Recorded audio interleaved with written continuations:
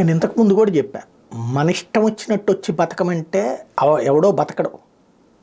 Reserve bank of India వాళ్ళందరూ కూడా, reserve bank of India employees అందరూ కూడా ఈ మెట్రో సిటీలకు అలవాటు పడ్డవాళ్ళు. హైదరాబాదు, బెంగళూరు, చెన్నై ఇట్లా. వాళ్ళని వచ్చి వెలగపూడిలో ఉండు నువ్వు, ఉండవల్లిలో ఉండు నువ్వు అంటే ఉండరు వాళ్ళు.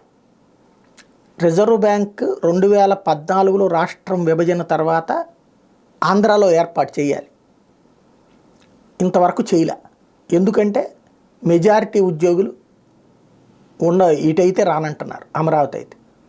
చివరికి ఇప్పుడు వాళ్ళు నిర్మలా సీతారామన్ మీద ఒత్తిడి తీసుకొచ్చి, లేకపోతే రిజర్వ్ బ్యాంక్ డైరెక్ట్గా మాకు విశాఖలో ల్యాండ్ ఇస్తే అక్కడ కడతామంది. అమరావతిలో దానికి 11 ఎకరాలు ల్యాండ్ ఇచ్చారు, ఇంతకుముందు కట్టలేదు వాళ్ళు.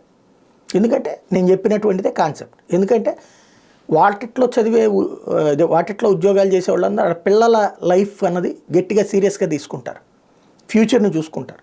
వాళ్ళు కార్పొరేట్ స్టైల్ కల్చరు లేకపోతే కనుక అర్బన్ లుక్కే కావాలి వాళ్ళకి, రూరల్ లుక్ని యాక్సెప్ట్ చేయరు. అదే అమరావతికి అతిపెద్ద శాపం.